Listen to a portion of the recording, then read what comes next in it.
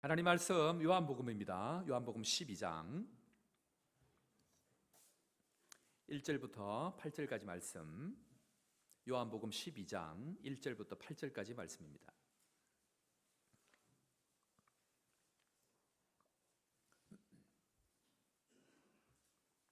요한복음 12장 1절부터 8절까지 말씀 함께 교독합니다. 6월절 엿새 전에 예수께서 베다니에 이르시니 이곳은 예수께서 죽은 자 가운데서 살리신 나사로가 있는 곳이라.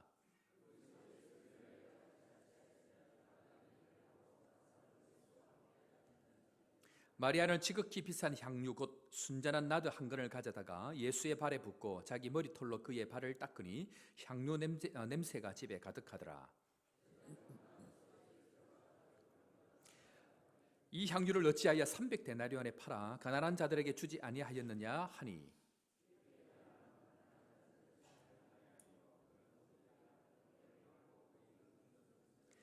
예수께서 이르시되 그를 가만히 두어 나의 장례할 날을 위하여 그것을 간직하게 하라. 가난한 자들은 항상 너희와 함께 있거니와 나는 항상 있지 아니하리라 하시니라. 아멘. 자, 오늘 말씀 함께합니다. 베다니에서 생명을 경험하십시오. 베다니에서 부활을 경험하십시오.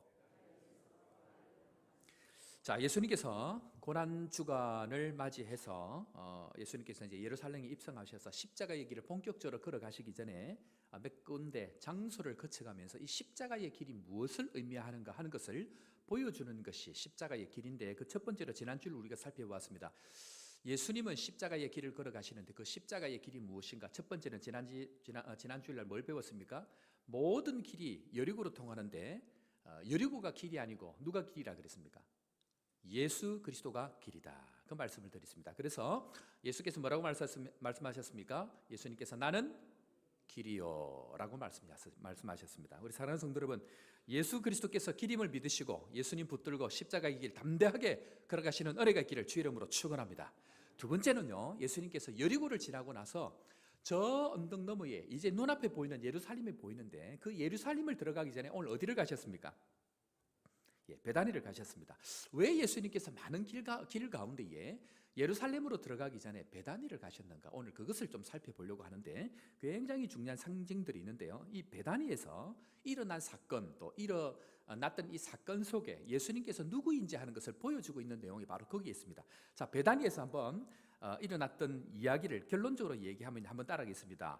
십자가의 길은 생명입니다. 자, 베다니에서 예수님께서 앞으로 걸어가야 될 십자가의 길을 통해서 우리에게 얻어지게 되는 것이 무엇인가를 보여주는데, 그것은 바로 생명이다. 그 이야기를 하고 있습니다. 이 베다니는 제가 조금 전에 말씀드렸듯이 예루살렘이 곧 눈앞에 보이는 한 2-3km 정도밖에 되지 않는 곳에 이 베다니라는 곳이 있습니다. 그런데 이 베다니는 이 뜻 자체가 고통의 집이다라고 하는 의미가 되어져 있습니다. 고통의 집 내지는 슬픔의 마을, 이런 의미가 되어져 있는데, 여러분들이 베다니에는 두 종류의 사람들이 살고 있었습니다. 첫 번째는요, 여러분들이 잘 알고 있듯이 나병 환자들이 살고 있었습니다. 여러분들 마가복음 14장에 가보면 우리가 잘 알고 있는 문둥이 시몬의 집이 바로 여기 베다니에 있습니다. 그래서 문둥이 시몬을 예수님 찾아가셔서 거기에서 일어나는 여러 가지 일들이 있는데, 그래서 그 당시에는 이제 나병 환자들이 예루살렘에는 들어가지 못하고 이 예루살렘에서 가장 가까이 보이는 곳에서 살고 있는 곳이 바로 이 베다니다, 그렇게 얘기합니다. 그래서 이 베다니는 주로 소외된 사람들, 슬픔에 갇힌 사람들, 이런 사람들이 살고 있는 곳이 바로 베다니입니다. 그래서 여러분들 부산에 우리 김창태 목사님께서 사역을 7년이나 하셨던 장소가 용호동이라고 있습니다. 이 용호동은 어떤 곳이냐면, 지금은 굉장히 이렇게 경치가 아름다운 앞에 오륙도가 보이는 곳에 굉장히 이제 좋은 건물 아파트를 짓고 굉장히 이렇게 좋은 장소로 이렇게 변했는데, 제가 어릴 때만 해도 문둥이촌이라 그래, 이런 표현을 써서 죄송합니다. 어릴 때 이제 그렇게 불렀습니다. 문둥이촌이라 그래가지고 거의 사람들이 가지 않고 부산 시내의 모든 달걀들을 여기서 다 공급을 했습니다.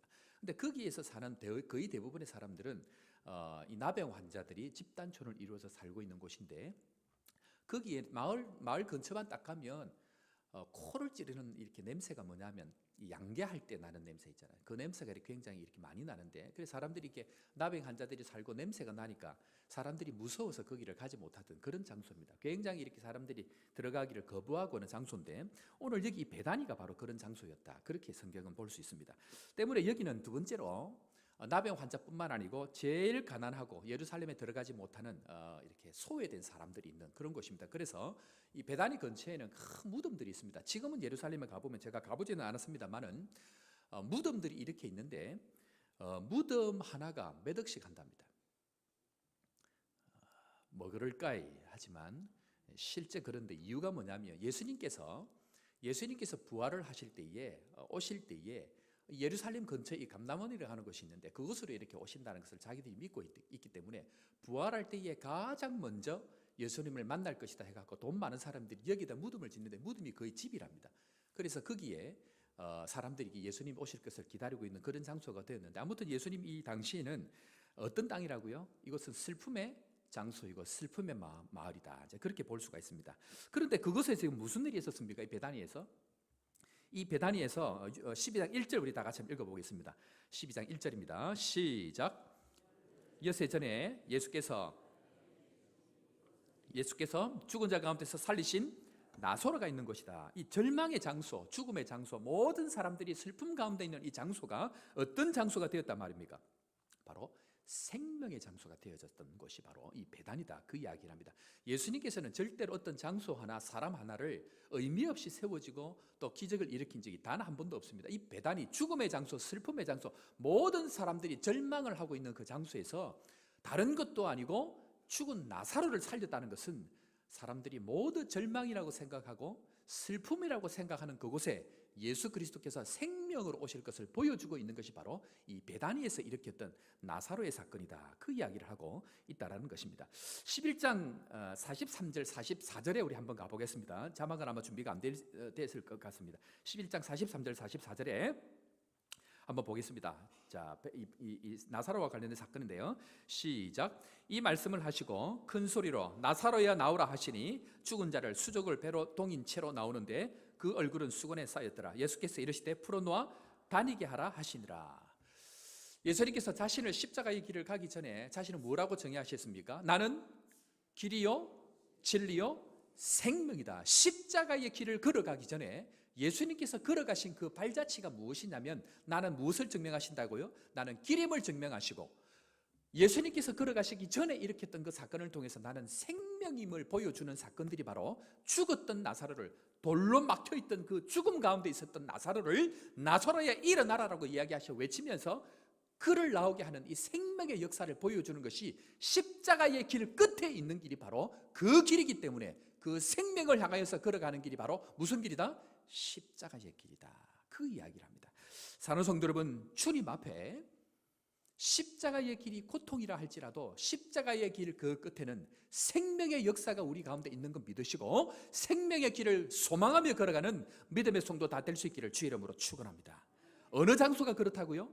절망의 땅, 죽음의 땅, 베다니가 바로 그렇게 될 수 있다라는 것입니다. 우리의 삶의 현장이 지금 절망이라 할지라도, 우리의 삶의 현장이 지금 죽음 가까이 있다 할지라도, 누가 거기에 계시면, 마르다가 예수께 21절 마르다가 예수께 여짜오되 주께서 여기 계셨다면 내 오라버니가 죽지 아니하셨을 것이다. 예수님께서 여기에 계시면 죽음이 생명으로 변하는 은혜가 있을 줄로 믿는데, 예수님 여기에 계셔야 합니다 라고 말씀하는 것이 바로 십자가의 길 끝에 있는 생명의 길인 예수 그리스도를 보여주는 것이다 라고 말씀하고 있습니다. 죽음의 길 가까이에 계십니까? 절망의 길을 걷는다고 생각하십니까? 아니요, 예수 그리스도께서 지금 오늘 나와 함께 하시면 절망이 기쁨이 되고 죽음이 생명이 되는 역사가 우리 가운데 있는 줄로 믿고, 예수 그리스도와 함께 있는 은혜가 여러분들에게 있기를 주 이름으로 축원합니다.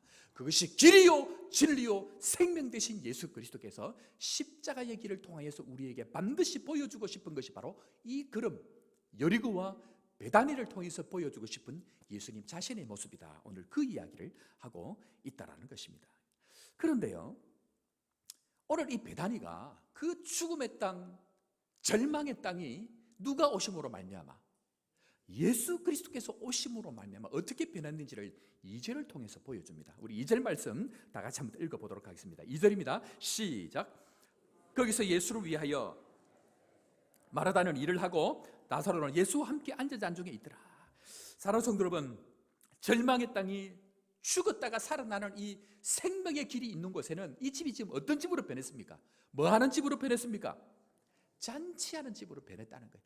여러분들 고난 주간을 지나면서요, 우리의 십자가에, 우리의 그 죄 때문에, 예수님 죽은 어떤 그런 깊은 묵상 때문에 우리의 죄를 주님 앞에 토해내고 회개하는 시간들이 지나가야 됩니다. 그럼에도 불구하고 이미 우리의 삶은요, 예수님하고 우리의 삶은 다릅니다. 예수님은 고난을 지나고 마지막에 무엇으로 마칩니까? 고난을 지나고 부활의 영광으로 마칩니다. 그런데 우리는 영광을 지나서 어디로 갑니까? 고난의 길을 지나가지만 그 고난의 길은 다시금 영광스러운 하늘나라 잔치로 변하는 그 영광의 길이기 때문에 오늘 비록 절망이 있고 오늘 비록 슬픔이 있다 할지라도 잔치를 향하여 나아가는 은혜가 여러분들이 있는 것을 붙드시고 소망으로 나아가는 은혜가 있기를 주의 이름으로 축원합니다. 그것이 오늘 베다니에서 보여주고 있는 십자가의 길 끝에 있는 길이다, 그 말씀을 하고 있다는 것입니다. 그런데 여러분들 오늘 이상한 게 있습니다. 이 잔치는요, 잔치는 여러분들을 위해서 준비되어 있는 줄로 믿습니다 하면 다 아멘 할 겁니다. 그런데 성경은 그렇게 얘기하지 않고 있습니다. 오늘 2절 다시 한번 봅니다. 이 잔치는 누구를 위하여 했습니까? 2절입니다. 시작. 누구를 위해서 잔치합니까? 사랑하는 성도 여러분, 천국 잔치는요, 우리가 주인공이 아닙니다. 천국 잔치는 온 세상에 죄를 다 지고 가신 예수 그리스도를 위한 잔치인데, 은혜는 무엇입니까? 은혜는 거기에 지금 누가 있습니까?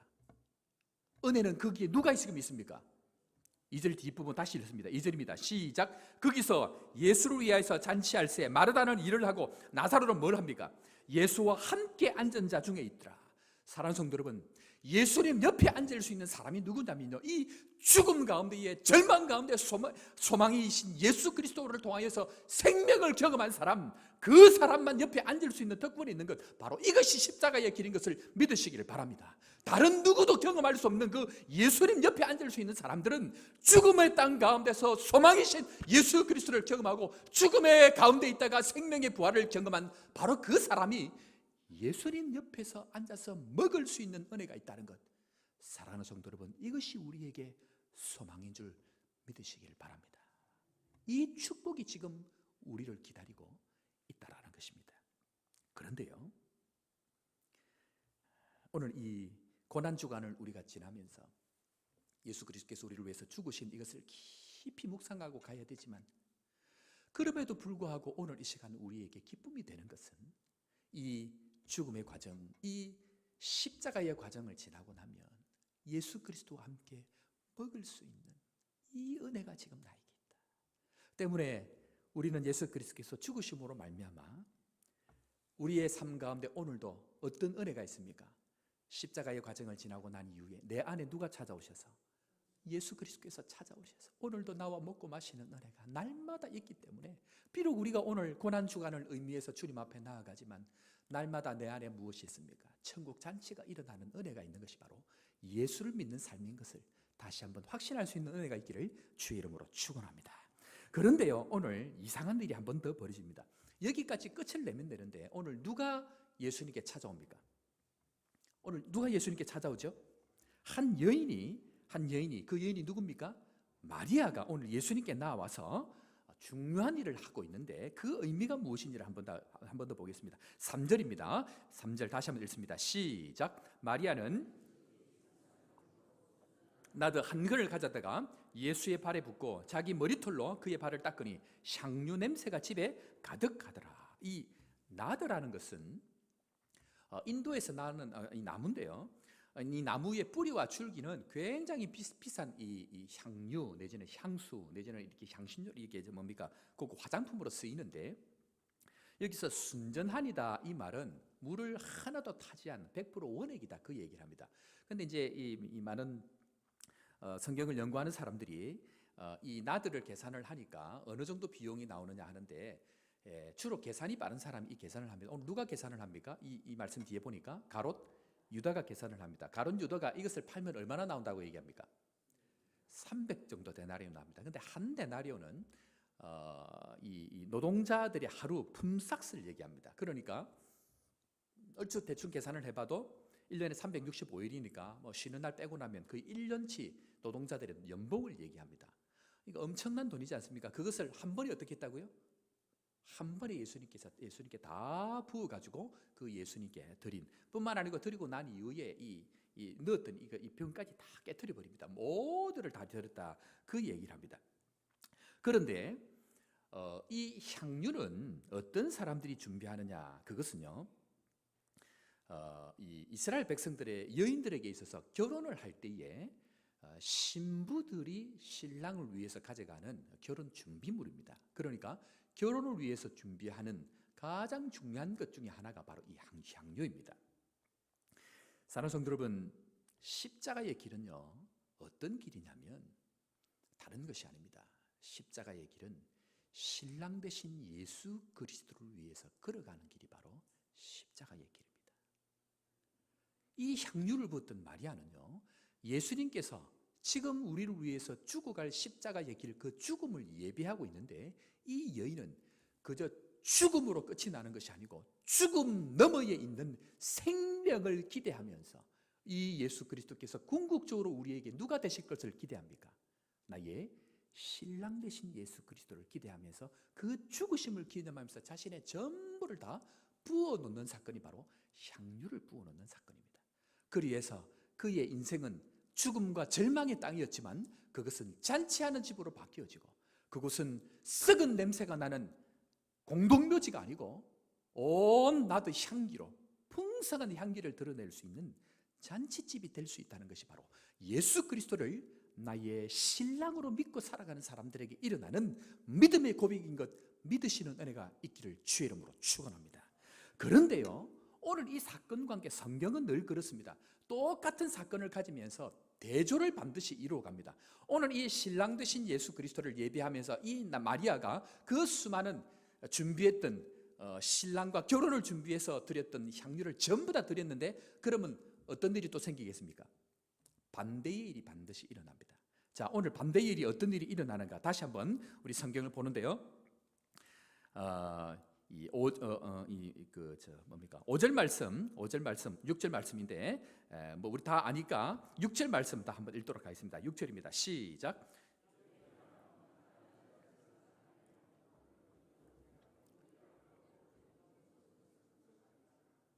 자, 여러분들 지금 오늘 보니까 마리아와 누구를 대조합니까? 가룟 유다를 대조합니다.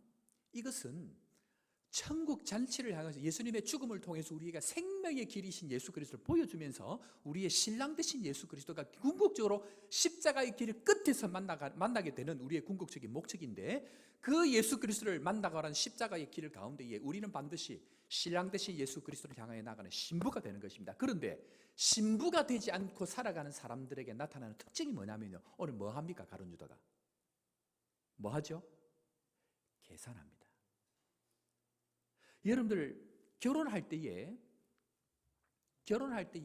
신랑감을 고르고 그 신랑감과 결혼하기 전에 계산해서 결혼합니까? 사랑해서 결혼합니까?